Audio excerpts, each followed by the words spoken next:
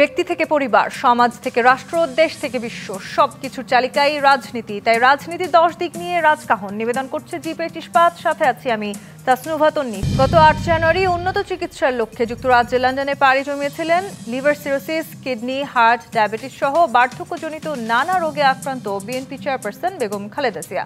এই সফরের পর থেকেই সাবেক প্রধানমন্ত্রী খালেদা জিয়া আবারও দেশে ফিরতে পারবেন কি না সেই অনিশ্চয়তা দেখছিলেন কেউ কেউ।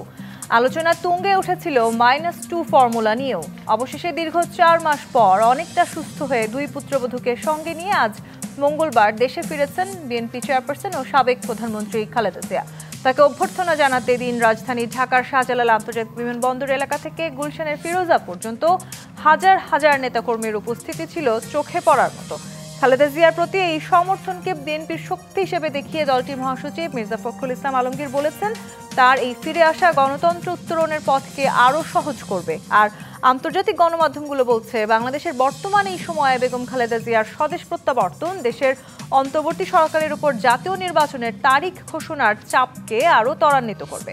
আসলেই কি তাই? বিএনপি চেয়ারপারসনের উপস্থিতি আর কি বার্তা দিচ্ছে? অন্যদিকে বিএনপি চেয়ারপারসনের ফিরে আসায় দলের নেতাকর্মীরা উজ্জীবিত হলেও দলের ভারপ্রাপ্ত চেয়ারম্যান কবে ফিরবেন সেই প্রশ্ন উঠেছে।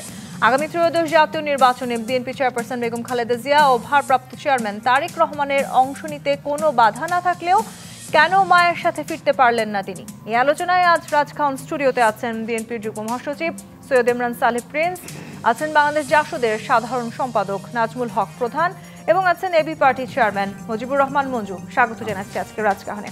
মুজিবুর রহমান মঞ্জু, 3 বারের প্রধানমন্ত্রী বেগম খালেদা জিয়া তিনি চিকিৎসার জন্য গত জানুয়ারিতে বিদেশে গিয়েছিলেন এবং আজকে তিনি দেশে ফিরেছেন। সারা দিন ব্যাপী নিশ্চয়ই আপনিও দেখেছেন সেই ঘটনাগুলো। এবং এই যে আসলে বেগম জিয়া বিদেশ গেলেন এবং অন্তর্বর্তী সরকারের সময় তিনি যখন চিকিৎসার কথা বলে বিদেশে গেছেন, সবচাইতে বেশি আসলে আলোচনা কিংবা সমালোচনা যেই বিষয়টি নিয়ে হয়েছিল সেটি ছিল অন্তর্বর্তীকালীন সরকারের সময় তার এই বিদেশ যাওয়া, সেটি কোনো না কোনোভাবে আবারও আসলে -2 ফর্মুলা আমাদের সামনে আসতে যাচ্ছে কিনা, সেই সব শঙ্কা, সব ধরনের ভয়, সব কিছুকে পেছনে ফেলে, সব গুঞ্জনকে পেছনে ফেলে আজকে তিনি আবার ফেরত এসছেন।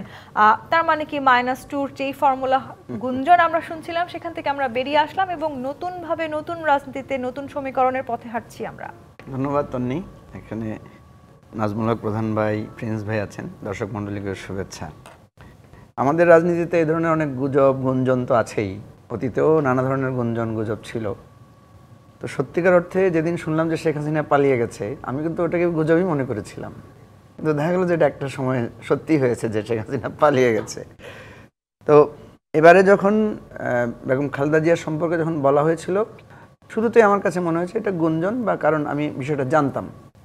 কারণ ম্যাডাম যখন অসুস্থ ছিলেন আমরা ওনাকে দেখতে গিয়েছিলাম হসপিটালে, এবং সর্বশেষ যখন তার চিকিৎসার আদ্যপান্ত তাকে নেওয়া হচ্ছে, কোথায় কী নেওয়া হবে, এগুলো কিন্তু অনেকটাই আলোচনা ছিল। কিন্তু ওই যে মানুষ তো আছে নানা ধরনের গুঞ্জন তৈরি করে, বা কিছু কিছু সংবাদ মাধ্যম আছে, ফেসবুকে কিছু আপনার আইডি আছে যারা নানা রকমের গুঞ্জনের জন্ম দেয়। তো এই ধরনের গুঞ্জনগুলো হয় কি, যখনই মানুষ শেষ হয় তখন গুঞ্জনটা দূর হয়, তার আগ পর্যন্ত এটাকে আপনি প্রমাণ করতে পারেন না। নানা ধরনের কথা, নানা ধরনের। আজকে আমাকে একজন বলছিল, দেখেন টেবিল টকে অনেক সময় কথা হয় না, একজন বলছিল যে এত মানুষ ওখানে যাওয়ার দরকার কি ছিল, বেগম জিয়া রাতের বেলা এসে বাসায় পৌঁছলে তো হতো। পাশে আরেকজন বলছে যে পিপল আসলে অনেক সচেতন, বলছে উনি যদি এরকম রাতের বেলা এসে নামতেন তাহলে মনে করতো যে আসলে বেগম জিয়া বেঁচে আছেন কিনা, নাকি ওনার কিভাবে এসেছেন, বা আদৌ মনে হয় ওনার শরীরের অবস্থা খুবই খারাপ যার কারণে উনি চুপি চুপি এসেছেন, ইত্যাদি কথা মানুষ বলতো। তো সত্যিকার অর্থে উনি ফিরে এসেছেন। এবং আপনি যদি দেখেন যে একটা মানে সাগর, মহাসাগরের উত্তাল, নানা তরঙ্গমালা, স্থির এবং অস্থির সব ধরনের পরিস্থিতি পার হয়ে কিন্তু আজকে উনি যে জায়গায় এসেছেন, এটা সত্যিকার অর্থে খুব কম মানুষের ভাগ্যেই এই ধরনের পরিস্থিতিটা জোটে। আমরা সাধারণত এগুলো নাটক সিনেমায় দেখি, যে নাটকের হিরো মরতে মরতে বেঁচে যাচ্ছেন এবং শেষ দৃশ্যে দেখা যাচ্ছে সবাই ওনার পদানত হয়েছেন। আজকে আমরা একদম নিজের চোখেই দেখলাম যে বেগম খালেদা জিয়া সেই 1981 সালে তার স্বামীর মৃত্যুর পরে আটপৌরে একজন মহিলা, একজন একদম মানে অন্তরালে থাকা একজন গৃহিণী, যিনি একটা পার্টির একটা দুর্দিনে এসে দলের হাল ধরেছেন, তারপরে সেখানে আন্দোলন সংগ্রাম করেছেন।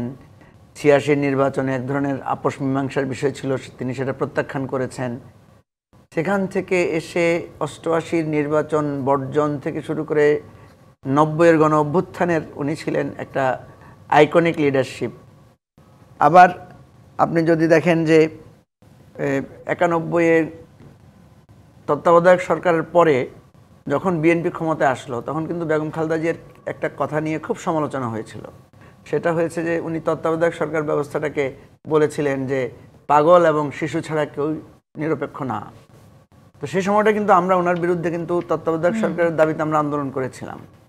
এরপরে আমরা আবার যখন দেখলাম যে 96-তে 98-তে আমরা দেখলাম যে উনি আবার তার আন্দোলনের সেই আপসহীন জায়গায় ফিরে এসেছেন।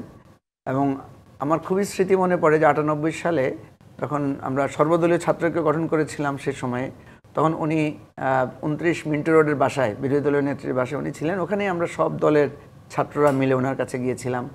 এবং ওনার তখনকার যে ব্যক্তিত্ব এবং তখনকার ওনার যে উনি আমাদেরকে উৎসাহ দিয়েছিলেন এবং সেটার মানে পরবর্তী বিজয়টা কিন্তু 2001 সালে নির্বাচনের মধ্য দিয়ে যেটা এসেছে।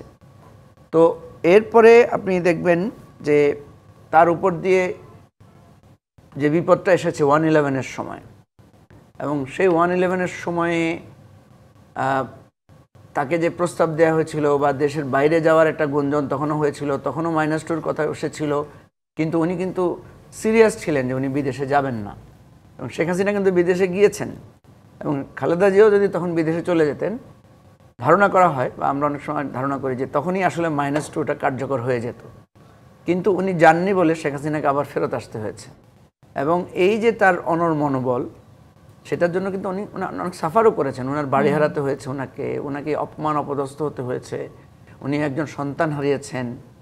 তারপরে আপনার বিগত সময়ে আমরা যেটা দেখলাম যে মাত্র 2 কোটি টাকার একটা দুর্নীতি মামলার নাম দিয়ে ওনাকে কিভাবে হেনস্থা করা হয়েছে, জেলে নেওয়া হয়েছে এবং 6বার মৃত্যুর মুখ থেকে, মানে ওনার যে তৎকালীন সময়ের দৃশ্যগুলো আপনার মনে থাকার কথা, যে আমরা ভয় পাচ্ছি যে কখন ওনার নাকি ডেড বডি বেরিয়ে আসে, এরকম একটা পরিস্থিতি। সেই জায়গা থেকে আজকে ওনার ফিরে আসা এটা একদম নাটকীয়তার চরম একটা জায়গা। নিশ্চয়ই এই জায়গাটিতে নাজমুল হক প্রধান আপনার কাছে আসতে চাই। বেশ কিছু ঘটনার কথা বলছিলেন মুজিবুর রহমান মঞ্জু।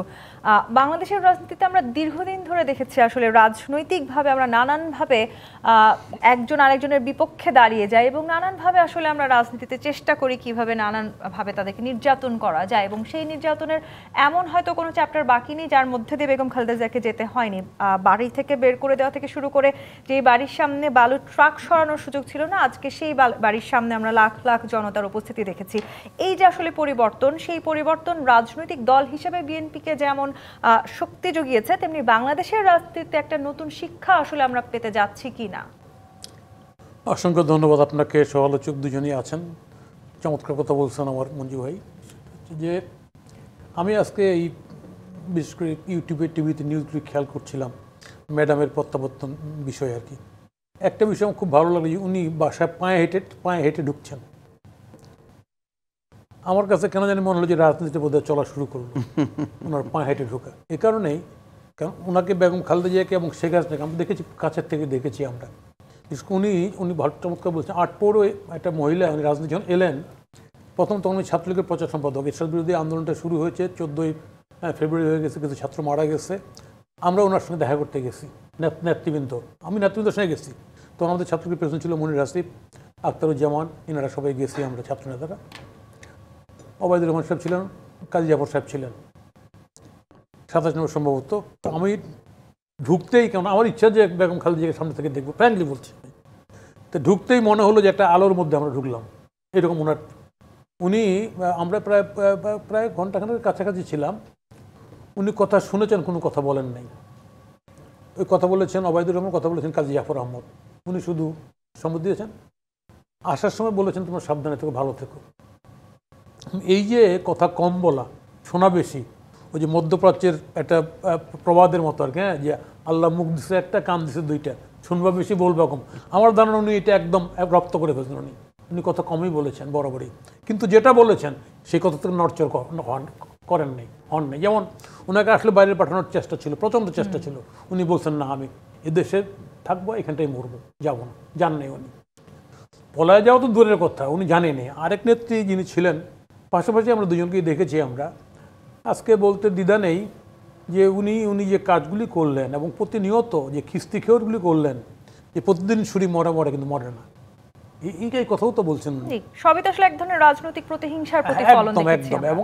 এবং এক জায়গায় নিয়ে গেলেন। আমি রাজনীতি করতে গিয়ে আমি দু একটা কথা বলি, দূরদৃষ্টি দু একটা কথা বলি। হঠাৎ করে বাবরি মসজিদ ভেঙে ফেলছে, আমরা ছাত্রলীগ অফিসে, আমাদের পার্টি অফিসে আসি, হল থেকে ছেলেরা আসলো, যেরকম বিটিভিতে বারবার প্রচার করছে, একটা চ্যানেল ছিল যে ভারতের উগ্র হিন্দুরা বাবরি মসজিদ ভেঙে ফেলছে, ঐতিহাসিক ঘটনা কি। যেহেতু আসলে আন্দোলনটা মাঠে আছে, তো মাথায় রিয়েক্ট হলো যে নিশ্চয়ই। আমরা চেষ্টা করলাম একটা বিবৃতি দেওয়ার, পারলাম না, বাম বুদ্ধের জন্য পারলাম না। তো তাহলে কী করবো, প্রথম ম্যাডামের কাছে যাই। যদি অ্যাগ্রি করতে পারতে ম্যাডাম আর জননেত্রী শেখ হাসিনার একটা বিবৃতি যদি হয় একই ল্যাঙ্গুয়েজে, তাহলে এটা কালকে দেশবাসীকে মানে টেনশন থেকে রিলিজ করবে। এবং কি বিবৃতি দেবে যে আপনারা ওইটা নিন্দা করি, উগ্র হিন্দুদের এই কাজটা নিন্দা করি, কিন্তু এটার অজুহাতে বাংলাদেশে যাতে কেউ সাম্প্রদায়িক সম্পত্তি বিনষ্ট না করতে পারে, জন্য দেশবাসীকে সতর্ক থাকার আহ্বান। আমরা যখন ছাত্রনেতৃত্ব, যখন তিনজন আমি সহ, যখন সাথে আমরা যখন ম্যাডাম উঠতেছে, আমি যেতাম মাঝে মধ্যেই, ওই বুড়োটা বলতে ম্যাডাম তো ভ্যানিটি ব্যাগ দিয়ে উঠবে, দেখি ওখানটায় মাজুল হক সাহেব, সালাম তালুকদার সাহেব, মানন ভুইয়া এবং ম্যাডাম। প্রধান কেন আসলাম? ম্যাডাম এই কারণে আসলাম। বলে বসেন একটু ম্যাডাম, কথা আছে। তো আমি বললাম যে এই বিবৃতি উনি অ্যাগ্রি করলো, নাজমুল হুদা ডিফার করলো, না এটা আগাম দেওয়ার দরকার নেই। বললেন না প্রধান ঠিক বলছে, আমি দেবো। তো ম্যাডাম আপনাকে দিলে তো হবে না, আপনি ওইটা আমরা এখান ওনার কাছে যাবো, শেখ হাসিনার কাছে যাবো, উনি অ্যাগ্রি করলে জাস্ট ফোনে বললে হয়ে যাবে। বলে ফাইন, এই মাজুল হক সাহেব আপনার বাসায় বসবো, তো নাম্বারটা দিয়ে দেন বাসার। আসলাম 32-এ, সেখানটায় হাবিব সবাই বসা। বললাম যে এইরকম আপা, এই ঘটনা, এই তো বাবরি মসজিদ ভেঙে ফেলছে, কালকে একটা সাম্প্রদায়িক সৃষ্টি করে আন্দোলনটাকে ডেভিয়েট করতে পারে একটা বিবৃতি একই ল্যাঙ্গুয়েজে। আমার ম্যাডামের কাছে গেছিলাম, না না না কিছু হবে না, আমার কাছে খবর আছে। তো তখন আবার বললাম যে ওখানটা আগে গেছে এই কারণে যে উনি তো চলে যেতে পারেন, ওই কারণে আগে গেছি, আপনার কাছে পরে আসে। না না কিচ্ছু না, আমাদের রিপোর্টে কিচ্ছু হবে না। অ্যাগ্রি করলো না, দিলই না। কিন্তু পরের দিন কিন্তু ঘটনা ঠিকই ঘটে গেল, আমরা ওই বিবৃতি দিতে পারি নাই। আসলে আমি বলতে চাচ্ছি যে রাজনীতি দূরদৃষ্টি থেকে আমি মনে করি বেগম খালেদা জিয়া দূরদৃষ্টির মহিলা। অনেকে বলবে ওই আওয়ামী লীগের ভাষায় আর কি, তাই না, অনেকে অনেকভাবে ক্রিটিসাইজ করবে, কিন্তু উনি প্রত্যেকটা সিদ্ধান্ত আমার দেখেন, উনি মাটি কামড়ে পড়ে থাকলো এই জায়গায়। আমরা শেষ আমাদের পার্টির পক্ষ থেকে যখন উনি সিরিয়াস অসুস্থ, বিএনপি তাকে বাইরে পাঠানোর কথা বলছে, আমরা সেই সময় আমরা পার্টির পক্ষ থেকে, আমাদের বাংলাদেশ জাতীয় পক্ষ থেকে বিবৃতি রিলিজ করে বাইরে পাঠানো হোক। সবাই বলার পরেও কিন্তু সরকারের কর্ণকুহরে প্রবেশ তো করে নেই, বরঞ্চ সরকার প্রতিদিন বলার চেষ্টা করছে তো মরে বলে মরে না। এই জায়গাটিতে সৈয়দ ইমরান সালেহ প্রিন্স, এই যে আপোষহীন নেত্রী বলা হয় ওনাকে, তাকে আসলে বেগম জিয়ার এই যে দেশে ফেরাকে কেন্দ্র করে নানান রকমের আলোচনা আছে, এবং ওনার এই দেশে ফেরাকে কেন্দ্র করে তো আসলে অনেক রকমের সমালোচনাও আছে। অনেকেই মনে করেছেন বা এতদিন আসলে যে আলোচনা ঘিরে আসলে সবাই ছিল ফ্যাসিস্ট সরকার শেখ হাসিনার পতনের পরে, অনেকেই চিন্তা করছেন যে বিএনপি হয়তো আরও শক্তিশালী হয়ে ফিরে আসবে, এবং সেই শক্তিশালী হওয়ার জায়গাটিতে বেগম জিয়ার আজকের এই ফেরত আসাটা নিশ্চয়ই একটি বড় জায়গা দখল করে আছে। সেখানে উনি একজন সত্যরোদ্ধ মানুষ, তিনি আসলে যখন বিএনপির হাল ধরছেন, বিএনপি কতখানি নিজেকে আরও বেশি শক্তিশালী মনে করছে, এবং তারেক জিয়ার দেশে ফেরার কথাও আজকে আমরা শুনতে পেয়েছি। তার মানে বিএনপির হাল আসলে শক্ত করে সামনের দিনগুলোতে কে ধরতে যাচ্ছেন? ধন্যবাদ আজকের এই শোতে আমাকে আমন্ত্রণ জানানোর জন্য। একই সাথে আমার শ্রদ্ধেয় নাজমুল হক প্রধান এবং প্রধান ভাই এবং মঞ্জুরুল হক মঞ্জু ভাই, ওনাদেরকেও আমি শুভেচ্ছা জানাচ্ছি, দর্শক শ্রোতাদেরকেও শুভেচ্ছা জানাচ্ছি। প্রথমেই আমি ঢাকাবাসী সহ সারা বাংলাদেশের জনগণ যারা আজকে আমাদের নেত্রী বেগম খালেদা জিয়ার বাংলাদেশের প্রত্যাবর্তন উপলক্ষে তারকে স্বাগত জানানোর জন্য সশরীরে উপস্থিত ছিলেন কিংবা তার শুভকামনা করেছেন, তাদের প্রতিও আমি কৃতজ্ঞতা প্রকাশ করছি এবং তাদেরকে আমি ধন্যবাদ জানাচ্ছি। তো আপনি বলেছেন যে বিএনপির যে বিষয় বা বেগম খালেদা জিয়ার আপোষহীনতা ইত্যাদি। বেগম খালেদা জিয়া, নাজমুল হক প্রধান ভাই এবং মঞ্জু ভাই দুইজনই আছেন, দুইজনই বেগম খালেদা জিয়ার সাথে সাক্ষাৎ করার সুযোগ হয়েছিল বলে আমি মনে করি। বিশেষ করে নাজমুল হক প্রধান ভাই তো খুবই, যদিও খুবই আমাদের বিরোধী রাজনীতির শিবিরেই ওনাদের সাথে জোটটা ছিল, তারপরেও নাজমুল হক প্রধান ভাইয়ের সাথে ব্যক্তিগতভাবে আমি মনে করি বেগম খালেদা জিয়ার একটি সুসম্পর্ক ছিল এবং সেটা ওনার বক্তব্যের মধ্য দিয়েই বলতে। তো বেগম খালেদা জিয়া এমন একজন নেত্রী, ওনার রাজনৈতিক অভিজ্ঞতা কিন্তু তখন খুব একটা ছিল না। নাজমুল হক প্রধান যে কথাটা বললেন সেই সময়কার কথা বলছি, খুব একটা তখন হয়তো ছিল না, কিন্তু ওনার বিচক্ষণতা, ওনার যে আপোষহীনতা, ওনার যে সাহসিকতা, এইটাই ওনাকে আজকে কিন্তু এই পর্যায়ে নিয়ে এসছে। দেশনেত্রী উপাধিতে উনি পরিণত হয়েছেন, উপাধি উনি পেয়েছেন এবং আপোষহীন নেত্রী পেয়েছেন। এই আপোষহীন নেত্রী কবে উনি উপাধি পেয়েছিলেন? সেই স্বৈরাচার বিরোধী, এরশাদ বিরোধী আন্দোলনের সময় থেকে। তখন তো এরশাদ বেগম খালেদা জিয়াকে ম্যানেজ করার জন্য এমন কোনো কাজ নাই যেটা করেনি, এমন কোনো কাজ নাই যেটা করেনি, কিন্তু বেগম খালেদা জিয়া সেগুলো ঘৃণা ভরে প্রত্যাখ্যান করেছেন এবং তিনি জনতাকেই তার আশ্রয়স্থল হিসেবে বেছে নিয়েছিলেন। তারপরে আসেন আপনার এই আওয়ামী লীগের যে আমল, সেই সময় আওয়ামী লীগ কি চেষ্টা করেনি বেগম খালেদা জিয়াকে আপনার ম্যানেজ করার জন্য? এই যে ধরেন বেগম খালেদা জিয়ার, আমার বলাটা ঠিক হবে কিনা তারপর আমি বলি, যে বেগম খালেদা জিয়ার এই যে প্রতি শেখ হাসিনা এবং আওয়ামী লীগের যে তার যে রাজনৈতিক প্রতিহিংসা কোথা থেকে আসলো?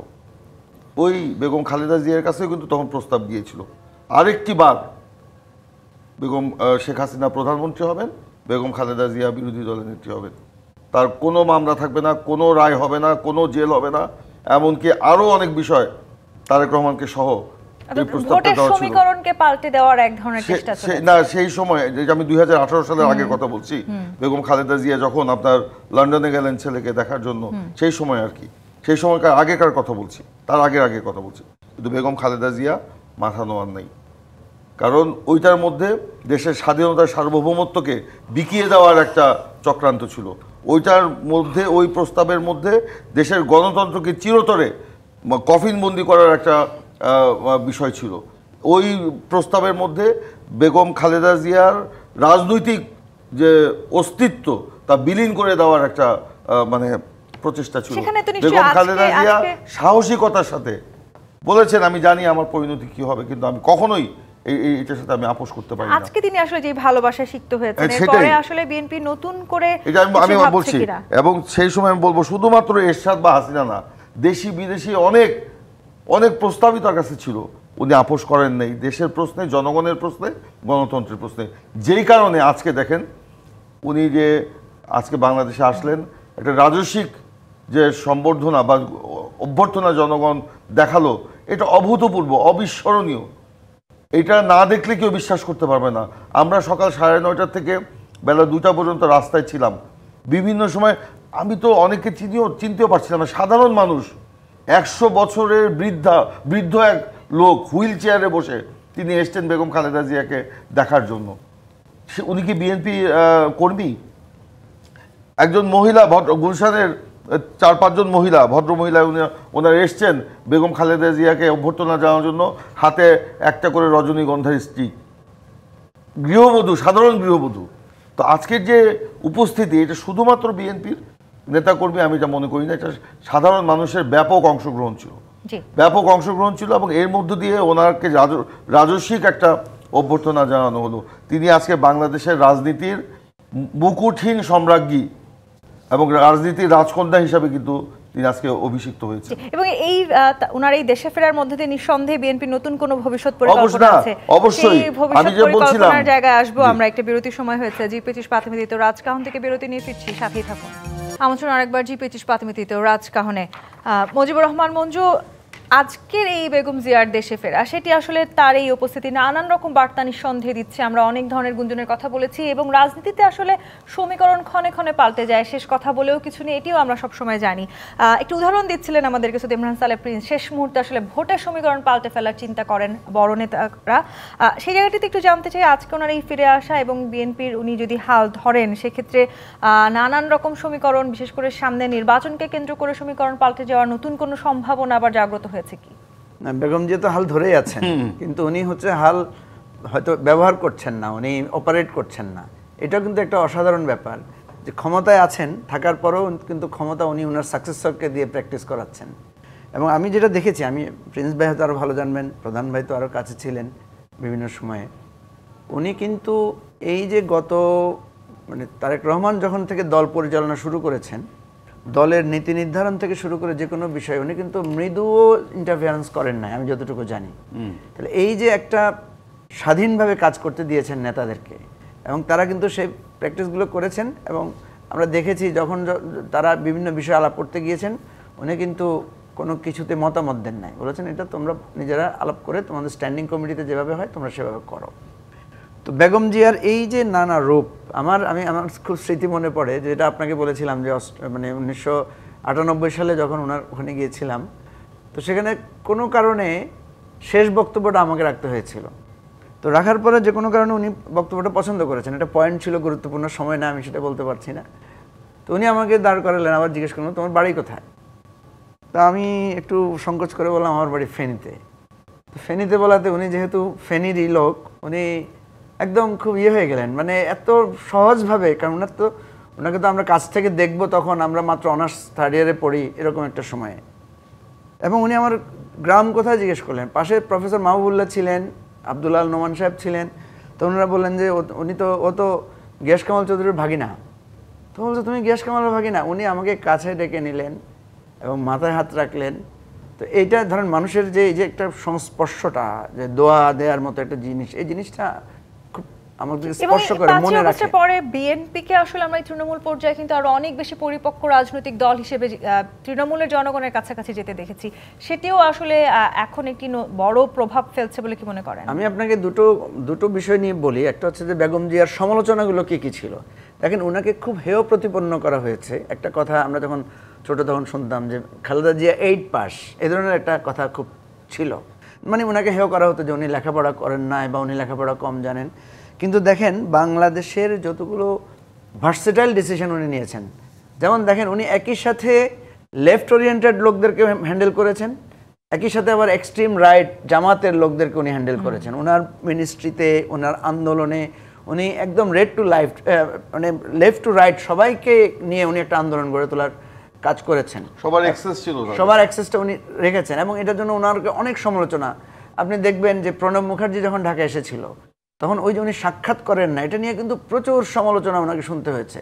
বলা হয়েছে যে এটাই নাকি ওনার রাজনীতিকে শেষ করে দিবে, ভারত ওনার পেছনে লেগেছে, ভারত ওনাদের বিএনপিকে মানে আর গ্রহণ করবে না, এই ধরনের অনেক কথা। তো সেই জায়গা থেকে আমরা যেটা দেখি যে উনি এই দুইটার ভারসাম্যটা, ওনার স্বামী যে রাজনীতিটা করেছেন বেসিক্যালি সবাইকে নিয়ে একটা জাতীয় ঐক্য তৈরি করার চেষ্টা, সেটা কিন্তু বেগম জিয়া এটা ফলো করেছেন। জি। তো এই জায়গায় আমরা যেটা বলতে চাই সেটা হচ্ছে যে তার যে ব্যক্তিত্ব, বিএনপিকে উনি যে ওনার অবস্থানটা এমন চলে গেছে, উনি দলের ঊর্ধ্বে চলে গেছেন এখন, মানে দল মতের ঊর্ধ্বে উঠে। আমি তো এটা বিএনপি নীতি নির্ধারকদেরকে পরামর্শ দিব যে বেগম জিয়ার আগমন উপলক্ষে উনি যদি একটু সুস্থ হন, উনি আজকে একটু অসুস্থ হয়ে পড়েছেন শুনলাম, সর্বদলীয় একটা সমাবেশ বৈঠক ডাকা দরকার, সব দলের লোকদেরকে নিয়ে বেগম জিয়ার উপস্থিতিতে একটা মিটিং করা দরকার। হয়তো আরো খানিকটা ত্বরান্বিত করবে। এটা একটা সিম্বলিক ঐক্য হবে, আর আমাদের রাজনীতির যে অসহিষ্ণুতা ছিল সেটা কিছুটা দূর হবে। নিশ্চয়ই। সৈয়দ ইমরান সালেহ প্রিন্স, 3 জন খুব হেভিওয়েট বিএনপি নেতার নাম এই মুহূর্তে সবচাইতে বেশি আলোচনায় আসছে, সেটি বেগম খালেদা জিয়া নিঃসন্দেহের পরে তারেক রহমান এবং জুবাইদা রহমান। জুবাইদা রহমান এবং বেগম খালেদা জিয়া দুজনেই একসাথে আজকে ঢাকায় এসেছেন, এবং তারেক রহমানেরও দেশে ফেরা নিয়ে আমরা শুনতে পেয়েছি খুব শিগগিরই তিনি দেশে ফিরছেন। অনেক বেশি আলোচনা কিংবা সমালোচনা আসলে এই মুহূর্তে এই বিষয়টি নিয়ে হচ্ছে জুবাইদা রহমান রাজনীতিতে আসতে যাচ্ছেন কিনা, কিংবা বিএনপির কোনো খুব বড় কোনো পজিশনে তাকে আসলে বসানোর চিন্তা ভাবনা, ভবিষ্যতে কোনো সেরকম পরিকল্পনা বিএনপির এই মুহূর্তে আছে কিনা? দেখুন, তারেক রহমান বাংলাদেশের রাজনীতির অবিচ্ছেদ্য অংশ। বাংলাদেশের সর্ববৃহৎ রাজনৈতিক দল বিএনপির তিনি ভারপ্রাপ্ত চেয়ারম্যান। তিনি অবশ্যই বাংলাদেশে ফিরে আসবেন, এবং সেটা এখন সময়ের ব্যাপার মাত্র। আপনি জানেন যে ওনাকে নির্বাসিত জীবনযাপন করতে বাধ্য করা হয়েছিল আওয়ামী ফ্যাসিবাদ, এবং তারপর দীর্ঘদিন তিনি বিদেশে লন্ডনে ছিলেন। সেখানে তার সংসার, তার কাজের পরিধি ইত্যাদি ইত্যাদি অনেক কিছু ছিল, সেগুলি গুছিয়ে আসাটাও একটা ব্যাপার। আর এখানে আরও অনেক বিষয় জড়িত আছে যেগুলো আমি নাইবা বললাম, কিন্তু উনি অবশ্যই দেশে ফিরে আসবেন, এবং খুব শীঘ্রই উনি দেশে ফিরে আসবেন বলে আমরা আশা করছি। আসেন এবার ডক্টর জুবাইদুর রহমান। তিনি তারেক রহমানের স্ত্রী হিসাবে একটি রাজনৈতিক পরিবারের সদস্য, এবং তিনি একজন অরাজনৈতিক ব্যক্তিত্ব। তিনি তারপরেও তাকেও তো আসলে দীর্ঘদিন নির্বাসিত থাকতে হচ্ছে, ওনার মাকেও আসলে নির্যাতন করা হচ্ছে। আমি বলছি ওই শুধুমাত্র রাজনৈতিক প্রতিহিংসার কারণে শেখ হাসিনা এই জুবাইদা রহমানকেও কিন্তু ছাড় দেননি, এবং তার বিরুদ্ধে মিথ্যা মামলা, এমনকি তিনি একজন ব্রিলিয়েন্ট স্টুডেন্ট ছিলেন এবং ভালো ডাক্তার ছিলেন। আপনারা হয়তো জানেন যে বিএনপি আমলে তিনি যখন বিএনপি ক্ষমতায়, তখনও তিনি ডাক্তার, মানে ঢাকা মেডিকেল কলেজ হাসপাতালে তার পোস্টিং, কিন্তু কেউ জানতো না। নীরবে নিভৃতে তিনি রোগীর সেবা করে গেছেন। তার স্বামী তারেক রহমান সেই তৎকালীন প্রধানমন্ত্রীর ছেলে, বিএনপির তখন সিনিয়র যুগ্ম মহাসচিব, তিনি গাড়ি করে নামিয়ে দিতেন তার স্ত্রীকে তার কর্মস্থলে নীরবে, আবার বিকেলে নীরবে তার গাড়িতে করে স্ত্রীকে নিয়ে বাসায় ফিরতেন, কেউ জানতো না। তো সেরকম মহিলা একজন, তিনি আপনার রাজনীতি কখনোই করেন নাই। তাকেও রাজনৈতিক প্রতিহিংসা বশত শেখ হাসিনা তার চাকুরিটা কেড়ে নিয়েছিল। 111 সরকারের সময় তাকে বিভিন্নভাবে মানে হেনস্থা করার জন্য গ্রাম অঞ্চলে তার পোস্টিং দেওয়া হয়েছিল।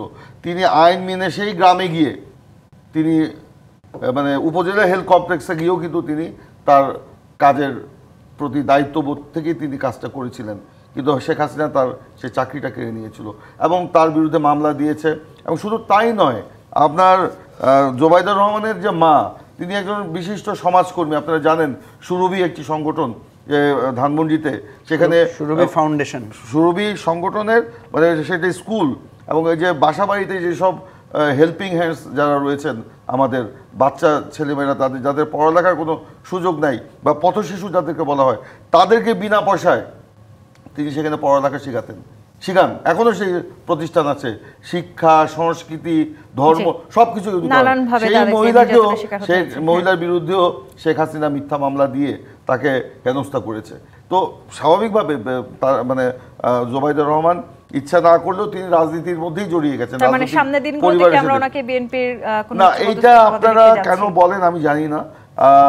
এটা রাজনীতির যখন যার ভাগ্যে যা আছে সেটাই হবে।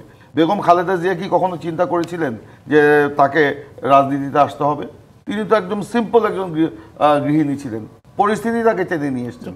আমরা চাই না যে সেরকম পরিস্থিতি জোবাইদুর রহমানকে মানে ইয়ে করতে হবে, কিন্তু জোবাইদুর রহমান তিনি একজন মানবতাবাদী মহিলা, একজন অত্যন্ত উচ্চশিক্ষিত, মার্জিত, ভদ্র, নম্র একজন মহিলা, এবং তিনি তার স্বামীর প্রতি নেপথ্যে থেকে যে কাজগুলো করেছেন, স্বামীর নেপথ্যে থেকে স্বামীর প্রতিটা কর্মকাণ্ডে তিনি কিন্তু নেপথ্যচারী হিসাবে তিনি কাজ করে যাচ্ছেন। আমি শেষ করি একটা কথা, যে সেই কারণে ওনার রাজনীতিতে আসা এটা সময় বলে দিবে। এটা এই মুহূর্তে আমি আপনি ডিসকাস করে এটা কিন্তু হবে না, এটা জিয়া পরিবারের সিদ্ধান্তের উপরই নির্ভর করবে। জি, নাজমুল হক প্রধান, বেগম জিয়ার ফিরে আসা গণতন্ত্র উত্তরণের পথকে আরো সহজ করবে মির্জা ফখরুল ইসলাম আলমগীর বলেছেন, এবং গণতন্ত্র এই উত্তরণের পথকে সহজ করতে হলে নিঃসন্দেহে একটি নির্বাচন ভীষণ প্রয়োজন। এবং বেগম খালেদা জিয়া আসলে দেশে ফিরে আসবেন কিনা, কিংবা এই অন্তর্বর্তীকালীন সরকার ওনার দেশে ফিরে আসার ব্যাপার তাদের কতখানি সদিচ্ছা আছে, সেটি নিয়েও অনেক প্রশ্ন উঠেছিল। সেই প্রশ্নকেও আজকে আমরা পেছনে ফেলে আসার সুযোগ পেয়েছি। তার মানে অন্তর্বর্তীকালীন সরকারও কি আসলে চাইছে যে সবকিছু সুষ্ঠুভাবে সঠিকভাবে হোক, বাংলাদেশ একটি গণতান্ত্রিক ধারায় আবারও ফিরে যাক? এই আলোচনাটা করার আগে আমি একটা বিষয় বলতে চাচ্ছি। আমাদের এই সাবকন্টিনেন্ট যদি বলি, পাক ভারত, এখানটায় কিন্তু মানে পারিবারিক রাজনীতির একটা যেমন যদি বলি আমি নেহরু পরিবার, মতিলাল নেহরু, ইন্দিরা গান্ধী, রাজীব গান্ধী, সঞ্জয় গান্ধী, তারপরে রাহুল গান্ধী, পাকিস্তানে ভুট্টোর ছেলে বিল্লাল চলতেছে, এখান থেকে নাতি মেয়ে চলে গেছে।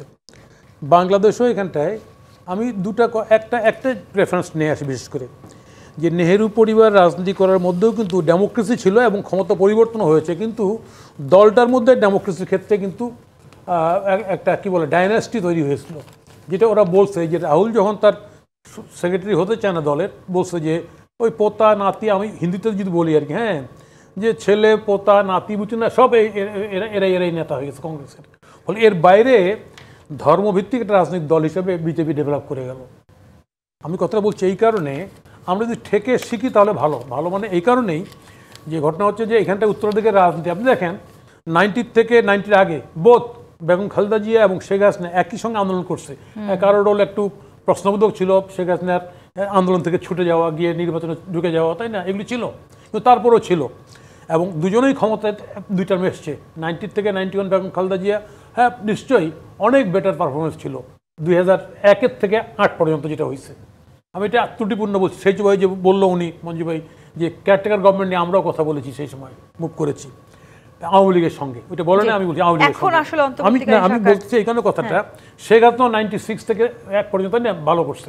তাহলে এই জায়গায় যে চলে আসলো, এই জায়গায় কেন আসলো, কারা চললো? তাহলে সবসময় এই ধরনের রাজনীতিতে একটা ভেস্টেড গ্রুপ, একটা সুযোগ সন্ধানী গ্রুপ সবসময় এটা ক্যাপচার করে এবং মিসলিড করে ফেলে। আমি যেটা বলতে চাচ্ছি, ফলে পারিবারিক রাজনীতি ডেমোক্রেসির মধ্যে কোনো প্রতিবন্ধক তৈরি করে আমি তা বলছি না, কিন্তু আমি বলছি যদি এটা হ্যান্ডেল করতে যদি মানে ঠিক মতো না করতে পারে তাহলে কিন্তু সমস্যা হয়ে যায়। এই সমস্যাগুলি বাংলাদেশে এমন জায়গায় নিয়ে গেছে আমাদের গোটা দেশের অস্তিত্বই সংকটের সম্মুখীন করে ফেলছে। সেখান থেকে এবং আমি শেষ করি এই কথা বলে, সেটা হচ্ছে বাংলাদেশে যারাই রাজনীতি করবেন ক্ষমতা পরিবর্তন হবে ডেমোক্রেটিক্যালি ভোটের মাধ্যমে, এই জায়গাটা এনশিওর না করতে পারলে কিন্তু এই সমস্যা বারবার সেই নির্বাচন নিয়ে আমরা আলোচনায় আসবো। অনেক ধরনের আলোচনা আছে, আন্তর্জাতিক সংবাদ মাধ্যমগুলো আজকে ফলো করে আলোচনা করেছে এবং নির্বাচনে অংশগ্রহণে খালেদা জিয়ার এখন আর কোনো বাধা নেই, তবে যদি শাস্তি হয় সেক্ষেত্রে শেখ হাসিনা আর নির্বাচনে অংশগ্রহণ করতে পারবে না। অনেকেই বলছেন যে রাজনীতি আসলে যেভাবে ওলটপালট হয় সেই সমীকরণ বোঝে ওটা বেশ কঠিন, সেই জায়গাটিতে আমরা আলোচনায় আসতে চাই। জিপেতিশ প্রাথমিক রাজকাহনে আরেকটি বিরতি নিয়ে ফিরছি, সাথেই থাকুন। জিপেতিশ প্রাথমিক রাজকাহন দেখছেন, মুজিবুর রহমান মঞ্জু। রাজনীতির দাবার চাল যে কোনো সময় পাল্টে যায়, সেই জায়গাটিতে ছিলাম আমরা। নির্বাচনে অংশগ্রহণে এই মুহূর্তে খালেদা জিয়ার বাধা নেই, যদি শাস্তি হয় শেখ হাসিনা বরঞ্চ সেই নির্বাচনে অংশগ্রহণ করতে পারবেন, এবং যদি শাস্তি না হয় আপাত দৃষ্টিতে আগামী নির্বাচনে আদৌ আওয়ামী লীগ কতখানি অংশগ্রহণ করতে পারবে সেটা নিয়েও তো প্রশ্ন আছে। সবকিছু মিলে আগামী নির্বাচনে খালেদা জিয়ার এই ফিরে আসা এবং আওয়ামী লীগের অনুপস্থিতি কতখানি সমীকরণ পাল্টে দিচ্ছে, কিংবা বড় রাজনৈতিক দল হিসেবে বিএনপিকে আসলে অন্যান্য সব রাজনৈতিক দলগুলো সামনে নিয়ে এসে জোটবদ্ধ হবার চিন্তা করছে কিনা? আমাদের একটা দুর্ভাগ্য যে আমরা কখনোই এমন একটা পরিবেশ তৈরি করতে পারি না যে সব দল মিলে আমরা সঠিকভাবে ইলেকশনটা করব। এবারও দেখেন যেটা হয়েছে, আওয়ামী লীগ এমন একটা পরিস্থিতি তৈরি করেছে, শেখ হাসিনা তো দূরের কথা, আওয়ামী লীগের একটা সাধারণ প্রার্থীও ইলেকশন করতে পারবে কিনা এবং মানুষ তাদেরকে গ্রহণ করবে কিনা, এটা একটা ভয়ানক ব্যাপার হয়ে দাঁড়িয়েছে। মানে আপনি যদি দেখেন যে ইলেকশনে আওয়ামী লীগ পার্টিসিপেট করতেছে, তাহলে পুলিশ আর আর্মিকে সারাক্ষণ ব্যস্ত থাকতে হবে ওদের নিরাপত্তা দেওয়ার কাজে। পরিস্থিতিটা কিন্তু স্টিল ওরকমই মনে হচ্ছে। তো সেই জায়গা থেকে এখানে একটা বিএনপি একটা বিরাট অ্যাডভান্টেজ পাবে বলে আমি মনে করছি, যে বিএনপির এবারের ইলেকশনের ব্যাপারে আমি আমার ধারণা যে ম্যাডাম এসেছেন, উনি কিন্তু খুব বেশি রাজনৈতিক বিষয়ে উনি অংশ নেবেন না, আমার ধারণা আর কি। আগে যেটা উনি করেছেনও সেটা করবেন না, এবং উনি হচ্ছেন এমন একটা পজিশনে থাকবেন যেটা হচ্ছে যে কোনো কারণে যদি জাতীয় ঐক্যের প্রয়োজন ওনাকে কথা বলতে হয়, আদার দেন উনি হয়তো রাজনৈতিক বিষয়ে খুব মানে কোনো বিষয়ে টাচও করবেন না। যদিও আমি চাই যে উনি সকল রাজনৈতিক দলকে নিয়ে একবার বসুক এরকম একটা পরিস্থিতিতে, কারণ এত বড় দিন পরে গ্যাপ ওনার পলিটিক্সে, ওনাকে সবাই মিস করেছে, সেটা একটু হতে পারে। তবে নির্বাচনের যে জায়গাটা আসতে পারে, আমি যেটা ধারণা করছি যে বিএনপির ওই যে বলে যে অত ভালো না, বিএনপি এবার এমন একটা অবস্থায় থাকবে যেখানে দেখা যাবে যে বিএনপির কিন্তু দলের মধ্যে একাধিক প্রার্থী দাঁড়িয়ে যেতে পারে, নানা ধরনের বিএনপিকেও নানান রকম চাপ সামলাতে হবে, না নিজেদের ভাবে নানা ধরনের হতে পারে, এটা আমার ধারণা। এটা একটা বিএনপির জন্য একটা নাজমুল হক প্রধান, এই যে আসলে বেগম খালেদা জিয়া দেশে এসেছেন এবং এই মুহূর্তে আসলে নির্বাচনকে নিয়ে অনেক আলোচনা সমালোচনা আছে। এনসিপির নেতা সাজিদ সালাম আজকেও বলেছেন কোনোভাবে শেখ হাসিনার বিচার শেষ না হওয়া পর্যন্ত তারা নির্বাচন চান না। কি মনে করছেন এই মুহূর্তে বেগম জিয়ার ডাকে জাতীয় ঐক্য সম্ভব? একটা হচ্ছে যে প্র্যাকটিক্যালি বাংলাদেশের নির্বাচন প্রয়োজন, কারণ বিগত 3টা টার্মে নির্বাচন হয় নাই, এটা পরিষ্কার। কোনো নির্বাচন প্রয়োজন, সেই নির্বাচনটাকে কন্ডিশনাল করা উচিত না যে এটা হলে হবে এটা হলে হবে না। একটা বিষয় খুব পরিষ্কার এখানটায়, যারা গুম খুন লুটপাটের সঙ্গে যুক্ত ছিল, যেটা উনি বলেছেন, তাই না, এদের নির্বাচন করে এমনি ডিফিকাল্ট হয়ে যাবে, অসম্ভব। কারণ তারা জনগণের মধ্যে ওইভাবে জনগণের ভালো দৃষ্টির মধ্যে নেই, এই লোকগুলি পালিয়ে গেছে, বোঝেন, এই লোকগুলি হুট করে এসে নির্বাচন করতে পারবে না। সেইখানটায় যে সমস্ত লোকের কোনো কালিমা নাই কোনো রকম, সেই লোকগুলো হয়তো ভোট করতে পারে, কিন্তু করলেও ওই ফর্মে করতে পারবে না যেই ফর্মে আগে অংশগ্রহণ করছে ভোটে। কিন্তু এখানটা আমি মনে করি বাংলাদেশে বর্তমান সরকার উচিত হচ্ছে নির্বাচনের রোডম্যাপটা ঘোষণা করে দেওয়া, তাহলে নির্বাচনের জন্য সবার একটা প্রস্তুতি থাকে যে এই সময়ের মধ্যে নির্বাচনটা হবে, এবং সেখানে কারা কারা প্রার্থী তার আগের থেকে ক্রিয়াশীল থাকবে, হঠাৎ করে আসতে ভোট করতে পারবে না। এই যে করছে না, এই কারণে জনমনের সন্দেহটা হচ্ছে যে আসলে ভোট চায় কি না। বিভিন্ন এর মধ্যে আপনি একটা বিষয় বলেন নাই, যেমন জাতিসংঘের ত্রাণ যেতে কোথাও কিন্তু কোনো রুট লাগে না, করিডোর লাগে না, এই গাজা ত্রাণ দিচ্ছে না জাতিসংঘ, এখানটা জাতিসংঘের জন্য কি মানবতার জন্য একটা করিডোর লাগবে, নীতিগত একমত। What is this? বুঝতেছি না আমরা কি করতে চাই গভর্নমেন্ট। এই অন্তর্বর্তী সরকার এই মাঝখানটা একটা যেমন আপনার কি বিনিয়োগ সম্মেলন করলো বাইরের থেকে এসে, নানানভাবে তো দেশের ইন্ডাস্ট্রি টিকাইতে পারছে না, এখানটা হামলা হয়ে যাচ্ছে, সরকারের উপরেও চাপ আছে। এই যে আন্তর্জাতিক সংবাদ মাধ্যমগুলো সারাদিন ধরে বলেছে যে বেগম খালেদা জিয়ার স্বদেশ প্রত্যাবর্তনে দেশে অন্তর্বর্তী সরকারের উপর জাতীয় নির্বাচনের তারিখ ঘোষণাকে কেন্দ্র করেও চাপ আরো ত্বরান্বিত হবে, সেই চিন্তা সেই পরিকল্পনা বিএনপি করে ফেলেছে কিনা ইতিমধ্যে? না, আমরা কোনো চাপের ব্যাপার বলছি না। বেগম খালেদা জিয়ার আজকের এই বাংলাদেশে ফিরে আসা এবং তার যে রাজস্বিক সম্বর্ধনা জনগণ দিল, তো সেটার মধ্য দিয়ে সরকারের উপরে কোনো চাপ পড়েছে কিনা সরকার বলতে পারবে। তবে আমরা সবসময় বলছি যে নির্বাচন ছাড়া, নির্বাচিত শাসন ছাড়া কোনো বড় সংস্কার হতে পারে না। মানে একটা নির্বাচনই কিন্তু একটা বড় সংস্কার। কারণ গত 15 বছর আওয়ামী লীগ নির্বাচন ছাড়াই ক্ষমতায় থাকতে গিয়ে দেশের 12টা বাজিয়ে দিয়েছে, তছনছ করে ফেলছিল রাষ্ট্র ব্যবস্থাকে। সেই কারণে নির্বাচিত শাসনের মধ্য দিয়েই কিন্তু আমরা সংস্কারে আমরা ঢুকতে পারি। আর যারা বলছে মৌলিক সংস্কার ছাড়া নির্বাচন হবে না, হাসিনার বিচার ছাড়া নির্বাচন হবে না, এগুলো কেন বলছে আমরা জানি না। আমি একটু বলতে চাই এগুলো অর্বাচীনের মতো কথাবার্তা। কারণ একটা বিচার করতে গেলে একটা প্রক্রিয়া লাগে, আইনগত প্রক্রিয়া। বিচারটা তো আদালত করবে, বিচার তো সরকার করবে না। তো আদালতের তো আইনগত প্রক্রিয়ার মধ্য দিয়েই বিচার করতে হবে, এবং আমরাও চাই দ্রুত বিচার। তাহলে গত 8 মাস কেন আমরা নীরব থাকলাম বিচারের ব্যাপারে? কেন কোনো পদক্ষেপ আসলো না? কেন আমরা বিচারটা ত্বরান্বিত করলাম না? সেটা তো বড় প্রশ্ন। সে কারণেই বলবো, কেন আমরা সংস্কার করলাম না? গত 8 মাসে আমরা অনেক সংস্কার করে ফেলতে পারতাম যদি আমরা ডে 1 থেকে আমরা সংস্কারের ব্যাপারে কথা বলতাম। আজকে সংস্কার নিয়ে একটা আমলাতান্ত্রিক জটিলতার মধ্যে ফেলে দেওয়া হয়েছে। লাল ফিতার দৌরত্ব বলা হয় না যে সরকারি লেভেলে, ওইরকম একটা ইয়ের মধ্যে এটা ফেলে দেওয়া হয়েছে। আমি একটু ছোট করে একটা প্রশ্ন আপনাকে করতে চাই। বেগম খালেদা জিয়ার সাথে অন্তর্বর্তীকালীন সরকারের কারো আসলে একসাথে বসে বৈঠক করার কোনো সম্ভাবনা আছে কি? এইটা আমি তো মনে করি সরকারেরই উচিত যে উনি একটা সিনিয়র সিটিজেন এবং বাংলাদেশের সবচেয়ে এই অভিজ্ঞ রাজনীতিবিদ। ওনার সে কারণে না, উনি চিকিৎসার জন্য দেশে ফিরে এসছেন, চিকিৎসা করে দেশে ফিরে এসছেন। সরকার যদি মনে করে ওনার সাথে সৌজন্য সাক্ষাৎ করতেই পারে। সেটা নিয়ে তো মানে আমার আপনার বলার তো কিছু নেই। তবে আরেকটা কথা বলি, নির্বাচন নিয়ে যে কথা আমি বলে শেষ করছি, যে অতি দ্রুত নির্বাচনই পারে বাংলাদেশে বর্তমান যে সংকট, সেই সংকট থেকে দেশকে উদ্ধার করার জন্য। এই জন্য যে প্রয়োজনীয় সংস্কার দরকার, নির্বাচনের আগে সেই প্রয়োজনীয় সংস্কার শেষ করেই আপনার নির্বাচনটা হতে। ধন্যবাদ সৈয়দ ইমরান সালেহ প্রিন্স, নাজমুল হক প্রধান এবং মুজিবুর রহমান মঞ্জু আজকে রাজকাহনে সময় দেওয়ার জন্য। আজকের মতো বিদায় নিচ্ছি। জিপি ইস্পাত নিবেদিত রাজকাহন থেকে ফিরবো আগামীকাল রাত 10টায় নতুন রাজকাহন নিয়ে। ডিবিসির সঙ্গেই থাকুন।